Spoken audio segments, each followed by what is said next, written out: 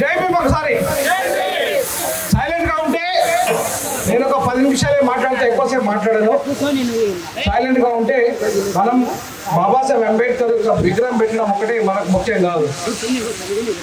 చాలా మంది ఏమనుకుంటున్నారంటే విగ్రహం పెట్టగానే మా పని అయిపోయింది అనుకుంటున్నారు. బాబాసాహెబ్ అంబేద్కర్ ఇవాళ ప్రపంచంలో 157 దేశాల్లో విగ్రహం ఉన్న ఏకైక వ్యక్తి, ఏకైక నాయకుడు ఎవరైనా ఉన్నారంటే ఆయన బాబాసాహెబ్ అంబేద్కర్ మాత్రమే. ప్రపంచవ్యాప్తంగా 67,000 విగ్రహాలు ఉన్నాయి ఆయనకు. ప్రపంచంలో, ఇండియా కాకుండా ప్రపంచంలో నేను 2017లో అమెరికా వెళ్ళినప్పుడు ఇప్పుడు విగ్రహం స్టార్ట్ అయింది. అతిపెద్ద విగ్రహం 125 అడుగుల విగ్రహం ఏదైతే ఉందో ఆ విగ్రహానికి శంకుస్థాపన అంటే ఫౌండేషన్ స్టోన్ వేయడంలో నేను కూడా ఉన్నా 2017లో అమెరికాలో కొలంబియా విశ్వవిద్యాలయంలో అంబేద్కర్ చదువుకున్న కొలంబియా విశ్వవిద్యాలయం కానీ అంబేద్కర్ చదువుకున్న లండన్ స్కూల్ ఆఫ్ ఎకనామిక్స్ కానీ నేను చదువు చెప్పేస్తూ ఉంటా అప్పుడప్పుడు వెళ్ళి. ఇది చాలా గర్వకారణం. ఒకప్పుడు నా బతికేందంటే కూలి చేసుకుని బతికేటోని.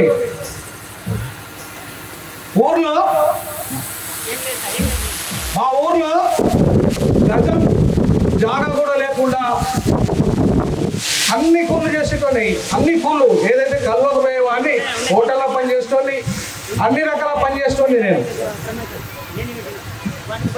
మా ఊర్లో ఇట్లనే ఉంటావు. 30 ఏళ్ల క్రితం ఇదే విగ్రహాన్ని, ఇట్లాంటి విగ్రహాన్ని నేను ఏర్పాటు చేశాను 30 ఏళ్ల క్రితం.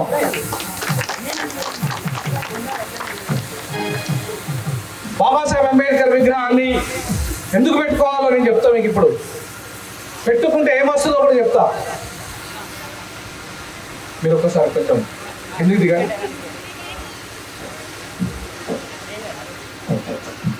ఇవాళ చాలా మంది అనుకుంటారు బాగా డబ్బు ఉంటేనే చదువు వస్తుందని. డబ్బుతో చదువుకు సంబంధం లేదు. డబ్బు ఉంటేనే చదువు వస్తుంది అనుకోవడం తప్పు. ఇవాళ మీరు మీ పిల్లలు కూలి చేస్తున్న పిల్లలు కూడా నిజంగా కష్టపడి చదివితే ఇవాళ ప్రపంచంతో పోటీ పడవచ్చు. ప్రపంచంలో ఎవరు తెలివి కలవాలంటే చదువుకున్న వాళ్ళు మాత్రమే తెలివి కలవాలి కాదు. భూస్వాములు తెలివి కలవాలి కాదు. డబ్బున్న వాళ్ళు తెలివి కలవాలి కాదు. ఈ ప్రపంచంలో ఎవరు తెలివి కలవాళ్ళు, ఎవరు అత్యంత సంపన్నులు అంటే ఎవరి దగ్గర విద్య ఉంటుందో వాళ్ళే అత్యంత సంపన్నులు. ప్రపంచ మేధావి అంబేద్కర్ సంపన్నుడు. నువ్వు బిలియనర్స్ ఎంతమంది దగ్గర ఎన్ని లక్షల కోట్లు ఉండగా ఆయన అంబానీ కానీ అదాని కానీ ఎవరికి సెల్యూట్ చేయాలి? బాబాసాహెబ్ అంబేద్కర్ తెలివి దగ్గర ఇట్లా సెల్యూట్ చేయాలి. నరేంద్ర మోడీ ఈ దేశ ప్రధానమంత్రి. నేను ఈ ప్రధానమంత్రి కావడానికి కారణము బాబాసాహెబ్ అంబేద్కర్ అని ఆయన కాలు మొక్కాడు. ప్రపంచంలో అమెరికా ట్రంప్ మొదలుకుంటే ప్రపంచంలో ఉన్న మొత్తం నేతలంతా బాబాసాహెబ్ అంబేద్కర్ కు సెల్యూట్ కొడుతున్నారు. ఆయన దగ్గర డబ్బు ఉందా? ఆయన దగ్గర బంగ్లాలు ఉన్నాయా? ఆయన ఏమన్నా మీ ఊర్లో భూస్వాములు లేక భూస్వామ్యా కాదు కదా. ఏంటైనా విద్యావంతుడు, వివేకవంతుడు, విజ్ఞానవంతుడు. అందుకే ప్రపంచం ఆయన జన్మదినాన్ని ప్రపంచ విజ్ఞాన దినోత్సవంగా జరుపుకుంటున్నది. ఐక్యరాజ్య సమితి ప్రపంచ దేశాలకు, మొత్తం ప్రపంచ దేశాలకు ముఖ్య కేంద్రము ఐక్యరాజ్య సమితి ఇలా ఆయన జన్మదినాన్ని ప్రపంచ విజ్ఞాన దినోత్సవంగా జరుపుకుంటున్నది. అంత గొప్ప మేధావి అంబేద్కర్. ఎక్కడ పుట్టిండు? ఒక దళిత వాడలో పుట్టిండు. ఎక్కడ చదివిండు? ఒక దళిత వాడలో చదివిండు. ఫస్ట్ ఒక అంటరాని వాడిగా ఊరవతల స్కూల్ అవతల కూర్చొని చదివిండు. నీళ్లు కూడా బయట కుండల తాగిండు, లోపల కుండల తాగనీయలే. ఇంకా మీ ఊర్లో మీ నాందేడు నుండి మంగళవారం పిలిపించి కటింగ్లు దళితులు చేపించుకుంటున్నారంటే అంతకంటే దరిద్రం ఏమన్నా ఉందా? నాకు తెలిసింది, మిత్రులు చెప్పారు. నాందేడు నుండి మంగళవారం ఇక్కడ మంగళవారం వచ్చి సార్ మా దళితులకు కటింగ్ చేస్తున్నారట. మరి ఎందుకో నాకు అర్థం కాలే. మా దళితులు మనుషులు కాదా? అరే ప్రపంచ మేధావి వారసులం మేము, ప్రపంచ మేధావి వారసులం మేము. మాతో మీరు ఎవరు ఈ దేశంలో ఇప్పటి వరకు పోటీ పడలే. ఒక బ్రాహ్మణుడు కానీ, ఒక రెడ్డి కానీ, ఒక వెలమ కానీ మా బాబాసాహెబ్ అంబేద్కర్తో పోటీ పడలే. ఈ ప్రపంచంలో, ఈ భారతదేశంలో ఎవరు పోటీ పడలే ఇప్పటి వరకు. మా ఉస్మానియా విశ్వవిద్యాలయంలో నాతో ఎవరు పోటీ పడలే, ఏ అగ్రకులపడి పోటీ పడలే. అతి చిన్న వయసులో డీన్ కాగలిగాను నేను. అతి చిన్న వయసులో డీన్ అంటే వైస్ ఛాన్సలర్ పోస్ట్ కంటే అత్యున్నతమైన పోస్ట్. అతి చిన్న వయసులో బ్రాహ్మణుడు కూడా కాలే, నా వయసులో రెడ్డి కాలే.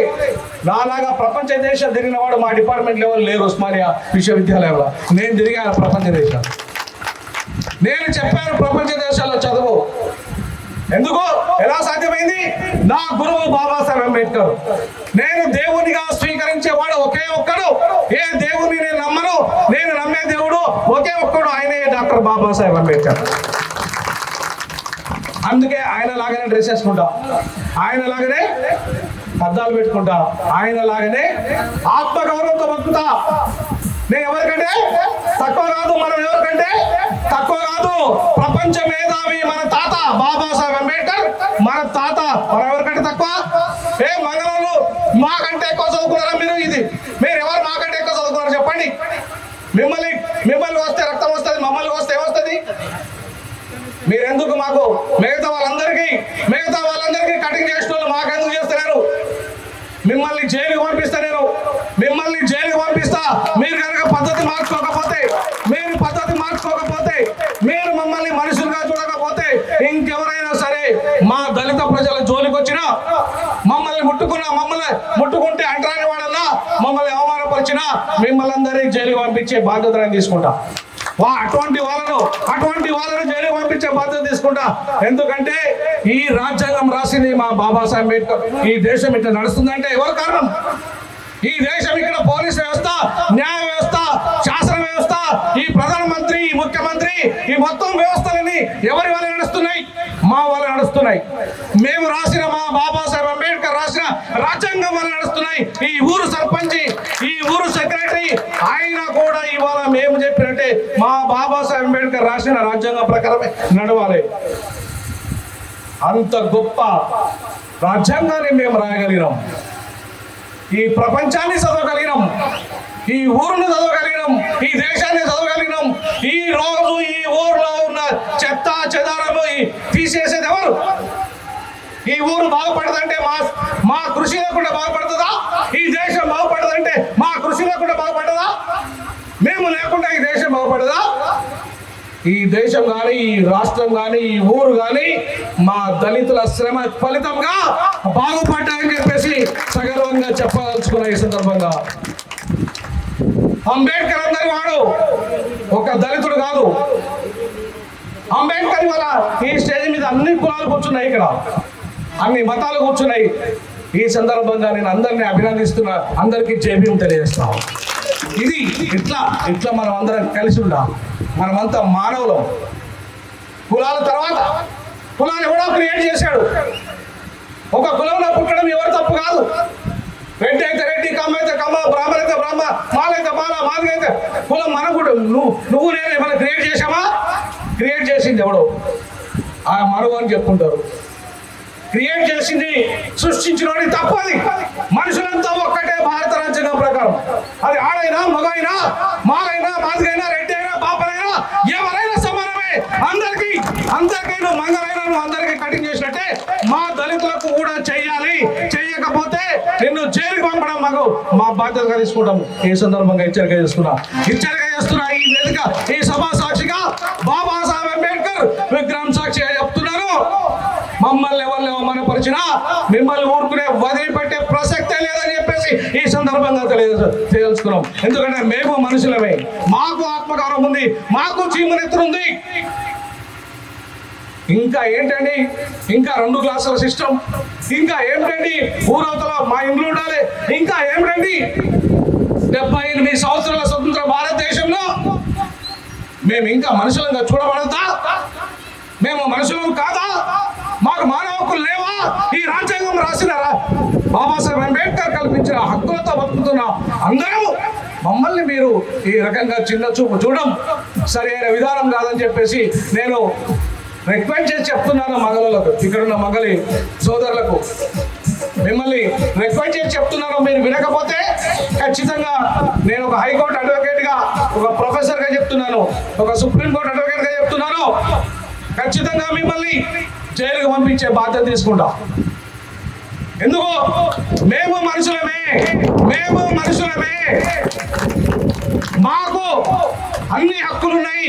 అందరికీ ఇక్కడ ఉన్న మనుషులందరికీ ఉన్న రక్తం లాగా మాకు రక్తం ఉంది. మేము ఉన్నతమైన చదువులు చదువుతున్నాం, ఉన్నతమైన ఉద్యోగాలు చేస్తున్నాం. మేము మమ్మల్ని ఎందుకు ఇంకా మీరు చిన్న చూపు చూస్తున్నారు ఈ దేశంలో? అందుకే మా ఆత్మగౌరవ సాక్షిగా చెప్తున్నాం, బాబాసాహెబ్ అంబేద్కర్ ఆ విగ్రహాన్ని ఎందుకు పెట్టుకున్నామంటే మేము ఎందుకు పెట్టుకున్నామని చెప్పండి. 30 ఏళ్ల క్రితం మా ఊర్లో ఆ విగ్రహం ఎందుకు పెట్టారంటే బాబాసాహెబ్ అంబేద్కర్ చూపుడు వేలు ఏం చెప్తుంది? ఈ చేతిలో రాజ్యాంగం, ఈ చేతిలో రాజ్యాంగం. ఈ రాజ్యాంగాన్ని ఎవరు అవమానపరిచినా, ఈ రాజ్యాంగాన్ని ఎవరు మిమ్మల్ని అవమానపరిచినా, ఈ రాజ్యాంగం కల్పించిన ఏ హక్కు అయినా మీ ఊర్లో ఎరుపు మల్లె కాదు, ఇవాళ బ్లూ మల్లె. ఇవాళ ఈ రోజు నుండి బాబాసాహెబ్ అంబేద్కర్ వచ్చాడు కాబట్టి ఇక్కడ ఇది బ్లూ మల్లెగా మారాలి. బ్లూ అంటే ప్రజాస్వామ్యం. ఇది ఎరుపు మల్లె కాస్త బ్లూ మల్లెగా మారాలి. ఎందుకంటే అందరికీ అవకాశాలు ఇవ్వాలి. ఇవాళ ఈ చేతిలో బాబాసాహెబ్ అంబేద్కర్ రాజ్యాంగం ఎవరు అవమానపరిచినా, మీ హక్కులు ఎవరు కాల రాసినా వారందరినీ శిక్షించండి, పోరాటం చేయండి అని చెప్పి బాబాసాహెబ్ అంబేద్కర్ చూపుడు వేలు చెప్తారు. ఊరికే చూపుడు వేలు లేదు అంబేద్కర్. ఊరికే అంబేద్కర్ రాజ్యాంగం చేతిలో పట్టుకోలే, అవునా? మనం ఒట్టిగా బొమ్మ పెట్టుకోవడానికి కాదు. ఆ రాజ్యాంగం ఏం చెప్తాం? మానవులంతా సమానమే.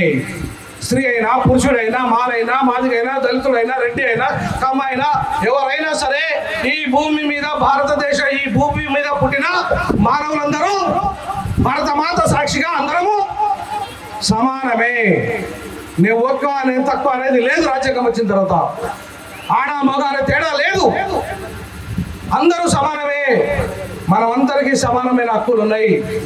సమానమైన విలువ ఇవ్వాలి, సమానమైన గౌరవం ఇవ్వాలి, సమానమైన అవకాశాలు ఇవ్వాలి, సమానమైన ఉద్యోగాలు ఇవ్వాలి, సమానమైన సీట్లు ఇవ్వాలి. మగవాడు పైన కూర్చొని ఆడవాళ్ళు కింద కూర్చోవద్దు.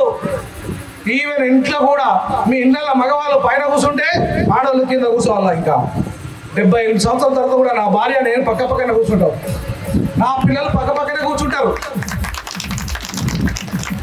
సమానంగా కూర్చోవాలి. మనం మన ఇంట్లో గౌరవం ఇవ్వకపోతే బయట వాళ్ళు గౌరవం ఇస్తారా? మన భార్యకు మనము, మన పిల్లలకు మనం గౌరవం ఇవ్వకపోతే బయట వాళ్ళు ఇస్తారా?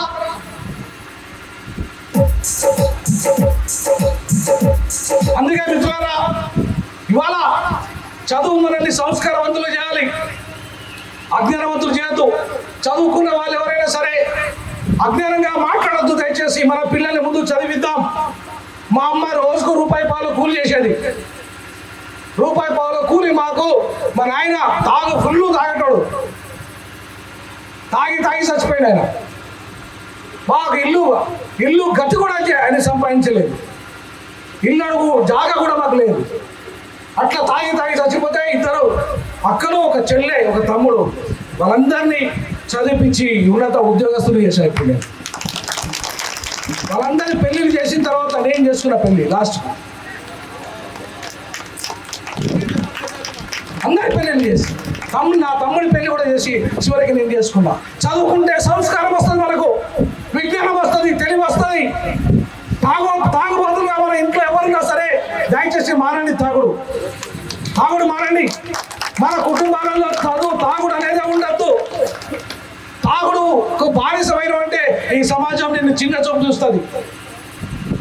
అందుకే మన సమాజం తాగుడుకు దూరంగా ఉండాలి. ఎంత కష్టపడ్డా మా అమ్మ నాకు ₹1 కూలి చేసైనా సరే ఇప్పుడంటే ₹500 కూలి అనుకుంటా, అంతేనా?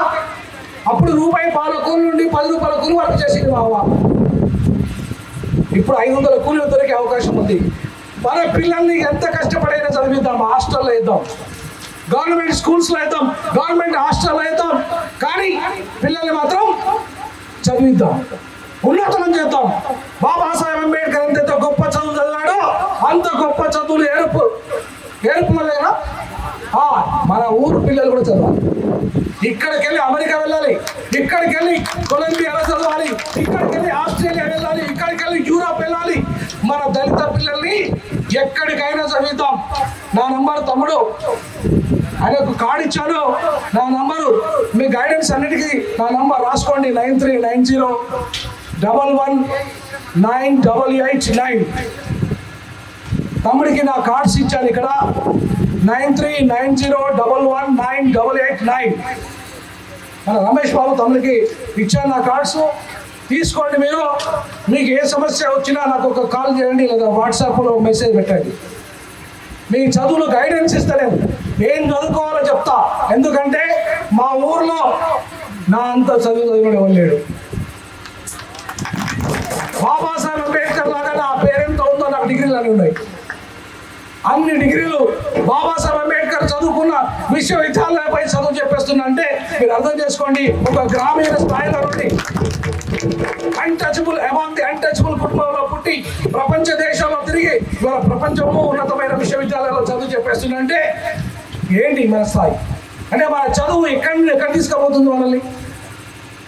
అవునా కదా? సో ప్రపంచం ఇలా చదువుకున్నాకే విలువ. చదువుకున్నారు కాబట్టి నన్ను పిలిచారు. నేను ఒక డీన్గా పనిచేస్తున్నాను కాబట్టి నన్ను పిలిచారు ఇక్కడికి. నేను ఒక హైకోర్టు అడ్వకేట్గా, సుప్రీంకోర్టు అడ్వకేట్గా నేను ఉన్నాను కాబట్టి నన్ను ఇక్కడికి పిలిచారు. మిమ్మల్ని కూడా పిలుస్తారు కదా. మీరు చదువుకున్నప్పుడు, మీరు కష్టపడి నాలాగా ఉన్నతమైన ఉద్యోగాలు చేసినప్పుడు, బాబాసాహెబ్ అంబేద్కర్ లాగా ఉన్నతమైన విలువ కలిగినప్పుడు, ఉన్నతమైన విద్యావంతులైనప్పుడు మిమ్మల్ని కూడా అంతటా సమాజం గుర్తిస్తుందా లేదా? తప్పకుండా గుర్తిస్తుంది. అందుకే నేను రిక్వెస్ట్ చేసి చెప్తా ఉన్నాను, మంగళి అన్నలారా, మన తమిళనాడులో ముఖ్యమంత్రి మంగళి అయ్యిండు. 20-30 ఏళ్ళుగా ముఖ్యమంత్రి, 40 ఏళ్ళుగా ముఖ్యమంత్రి. ఒక మంగళి స్టాలిన్ అనే ఒక మంగళి వాడు చేసింది ఎవరు అనుకుంటున్నారు? చేసింది మా దళితులు. స్టాలిన్ ముఖ్యమంత్రి చేసింది, ఇప్పటికీ చేస్తున్నది మా తిరుమావరవన్ అనే ఒక దళితుని సపోర్ట్ వల్ల స్టాలిన్ ముఖ్యమంత్రి కాగలిగిండు. ఆయన ఇవాళ స్టాలిన్ ముఖ్యమంత్రి ఏంటంటే మా సపోర్ట్ వల్ల అయిండు. ఇవాళ రేవంత్ రెడ్డి ముఖ్యమంత్రి ఏంటంటే మా సపోర్ట్, మా ఓటు వల్ల అయిండు. ఇవాళ నరేంద్ర మోడీ ప్రధానమంత్రి ఏంటంటే మా ఓటు వల్ల అయిండు, మా సపోర్ట్ వల్ల అయిండు. అవునా కదా? కాబట్టి ఏ నాయకుడైనా సరే మేము ఓట్లే లేకుండా 22% జనాభా ఉన్న, 25% జనాభా ఉన్న మేము ఓట్లే లేకపోతే మీరు ఎవరన్నా అధికారానికి వస్తారా? మీరు ఎమ్మెల్యేలు అవుతారా? మీరు సర్పంచ్లు అవుతారా? మీరు ముఖ్యమంత్రులు అవుతారా? మీరు ప్రధానమంత్రి అవుతారా? అసలు మీరు ఏ పదవి రాదు మేము తెలుసుకుంటే. కానీ మీకు పదవులు ఇస్తున్నాం. మేము 75 ఏళ్ళుగా మిమ్మల్ని మేము సపోర్ట్ చేస్తున్నాం. మీరు మమ్మల్ని సపోర్ట్ చేయండి దయచేసి. మేము ఎవరికి వ్యతిరేకం కాదు, మేము ఏ కులానికి వ్యతిరేకం కాదు, ఏ మతానికి వ్యతిరేకం కాదు. మీతో పాటు మమ్మల్ని మనుషులుగా చూడమంటున్నాం, మీతో పాటు మమ్మల్ని హోటల్ పక్కన కూర్చోబెట్టుకోమంటున్నాం, మీతో పాటు మమ్మల్ని సమానంగా మనుషులుగా చూసి హోటల్ పక్కన కూర్చునే విధంగా, మాట్లాడుకునే విధంగా, అన్నదమ్ములు కలిసి ఉండే విధంగా మమ్మల్ని కూడా చూడండి అంటున్నాం. అంతకంటే మేము కోరేది ఏం లేదు. మీ ఆస్తులు ఇవ్వట్లేము, మీ పదవులు ఇవ్వమంటలేము, మీ భూములు ఇవ్వట్లేము. మా భూములను మాత్రమే మీరు దయచేసి గుంజుకోకుంటుంటే చాలు. చాలా దిక్కున మా అసైన్ భూములు 24 లక్షల ఎకరాల తెలంగాణలో ఇందిరాగాంధీ 24,45,000 ఎకరాల భూమి ఇస్తే ఇవాళ భూస్వాములు, దొరలు, రియల్ ఎస్టేట్ వ్యాపారులంతా మా దళితుల భూములు గుంజుకున్నారు. అన్యాయం కాదా ఇది? అన్యాయమా కాదా?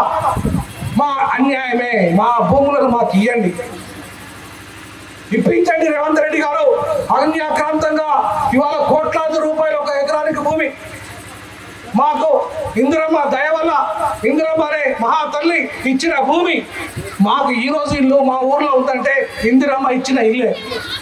ఆమె కట్టించిన ఇంట్లోనే చదువుకున్న నేను, నా కుటుంబం, మా తల్లి ఇప్పటికీ ఓటేస్తుంది ఇందిరమ్మకే. ఇందిరమ్మ కారణంగా వచ్చిన ఇన్ని లక్షల ఎకరాల భూములు ఇవాళ అన్యాక్రాంతం అయిపోయినాయి. దానికి కారణం ఎవరు? గౌరవనీయులు రేవంత్ రెడ్డి గారు, మీ కాన్స్టిట్యున్సీ ఇదే కాన్స్టిట్యున్సీ, నేను ఇదే కొడంగల్ కాన్స్టిట్యున్సీ గడ్డ మీదకి వెళ్ళి చెప్తున్నారు. గవర్నర్ రేవంత్ రెడ్డి గారు, మీరు అన్ని విషయాలలో విచారణ చేపడుతున్నారు. అది ఏమంటే కాళేశ్వరం మీద ఒక కమిటీ వేసిండ్రు, ఇంకా ఫోన్ ట్యాపింగ్ మీద ఒక కమిటీ వేసిండ్రు, ఇంకా రకరకాల వాటి మీద అక్రమాల మీద కమిటీలు వేసిండ్రు. మా 24 లక్షల ఎకరాల భూముల విషయంలో మీరెందుకు అక్రమాలు జరిగిన కమిటీ వేయట్లేదు? మీరెందుకు వేయడం లేదు? మీరెందుకు మా అసెంబ్లీ భూముల మీద కమిటీ వేసి, జ్యుడిషియల్ కమిటీ వేసి న్యాయ విచారణ చేపట్టి మా పేదల భూములను మీరు కాపాడుతారా లేదా? మీరు ఇందిరమ్మ రాజ్యాన్ని తెస్తా అంటున్నప్పుడు అదే ఇందిరమ్మ ఇచ్చిన ఈ భూములను మీరెందుకు కాపాడరు? ఇది పేదల భూములు, ఈ దళితులు ఒక్కరు ఇయ్యలే, బీసీలకు ఇచ్చిండ్రు, ఈవెన్ ఓసీ పేదలకు కూడా ఇచ్చిండ్రు ఈ భూములు, ఎస్టీ పేదలకు ఇచ్చిండ్రు, మైనార్టీ పేదలకు ఇచ్చిండ్రు, పేదలందరికీ ఇచ్చిన భూములు అవి. మరి అట్లాంటి భూములను దయచేసి గౌరవ ముఖ్యమంత్రి రేవంత్ రెడ్డి గారు మీరు ఖచ్చితంగా జ్యుడిషియల్ కమిటీ వేసి మా భూములను మాకు ఇప్పించాల్సిందిగా ఈ సభా వేదిక మీద బాబాసాహెబ్ అంబేద్కర్ సాక్షిగా అసెంబ్లీ భూములకు యాజమాన్య హక్కులు కల్పించాల్సిందిగా నేను డిమాండ్ చేస్తా ఉన్నాను మా ప్రజల పక్షాన. అలాగే ఇంకా ఎక్కువ సమయం తీసుకోకుండా దయచేసి మనం ఎవరికి వ్యతిరేకం కాదు, అది గుర్తుపెట్టుకోండి. ఏ మతానికి కానీ, ఏ కులానికి కానీ, ఏ నాయకుడికి కానీ, ఏ రాజకీయ పార్టీకి కానీ మేము వ్యతిరేకం కాదు. మాకు కావలసిన రాజ్యాంగబద్ధమైన హక్కుల గురించి మాత్రమే మేము అడుగుతున్నాం, మేము కొట్లాడుతున్నాం. మా బాబాసాహెబ్ అంబేద్కర్ కొట్లాడి ఆయన త్యాగం చేసి ఈ లోకాన్ని వదిలారు. మహనీయులు చాలామంది, మహాపురుషులు చాలామంది మా ప్రజల పక్షాన కొట్లాడి ఇప్పటికీ కొట్లాడుతున్నారు. కాబట్టి మా హక్కుల కోసం మేము కొట్లాడడం మా తప్పు కాదు. ఈ రాజ్యాంగము మాకు కల్పించిన మా హక్కు అది. సో కాబట్టి ఇప్పటికైనా ముఖ్యమంత్రి గారు మా భూమి సమస్యలు, మా విద్యా సమస్యలు, మా ఉద్యోగ సమస్యలు, అలాగే మాకున్న అన్ని సమస్యల్ని పరిష్కరించాల్సిందిగా ఈ కొడంగల్ కాన్స్టిట్యున్సీ గడ్డ మీద కొన్ని మీకు విజ్ఞప్తి చేస్తా ఉన్నాను. ముఖ్యమంత్రి గారు, మేము మీకు అధికారం ఇచ్చినాం, మీరు మాకేమిచ్చిండ్రు? దయచేసి ఒక్కసారి ఆత్మ పరిశీలన చేసుకొని మాకు న్యాయం చేయాల్సిందిగా కోరుకుంటూ గౌరవ ముఖ్యమంత్రి రేవంత్ రెడ్డి గారికి మరొకసారి విజ్ఞప్తి చేస్తూ నేను సెలవు తీసుకుంటాను. జై భీమ్, జై పులే, జై పెరియార్, జై ఏరుపు మల్లె గ్రామ ప్రజలారా, మీ అందరికీ జై భీమ్, జై భీమ్. అడుక్కుంటే హక్కులు రావు, పోరాడితేనే హక్కులు వస్తాయని చెప్పాడు బాబా అంబేద్కర్. అడుక్కోవడం మానేసి పోరాటం చేసి మన హక్కులను సాధించుకుందాం. జై భీమ్, జై భీమ్. నేను హైదరాబాద్కి వెళ్ళాల్సింది కాబట్టి దయచేసి వెళ్తున్నాను, మీరు ఏమనుకోవద్దు. మళ్ళీ ఎప్పుడైనా తప్పకుండా ఏదైనా సందర్భంగా మళ్ళీ ఎప్పుడైనా వస్తాను తప్పకుండా. యువత కోసం నేను మాట్లాడడానికి, మీకు రాజ్యాంగం సంబంధించిన హక్కుల గురించి, మనకు స్పెషల్ రైట్స్ ఏమున్నాయి, రాజ్యాంగం ఏం కల్పించింది అనే విషయాలను ఎప్పుడన్నా ఇక్కడున్న యువతకు ప్రత్యేకమైన ట్రైనింగ్ పెట్టండి. వస్తాను, వచ్చి మీకు తప్పకుండా ఎడ్యుకేట్ చేస్తాను. Babasaheb Ambedkar educate, organise and educate అన్నాడు, బోధించు, సమీకరించు, పోరాడన్నాడు. బాబాసాహెబ్ అంబేద్కర్ మార్గంలో పయనించడానికి మళ్ళీ వస్తానని చెప్పేసి సెలవు. జై భీమ్.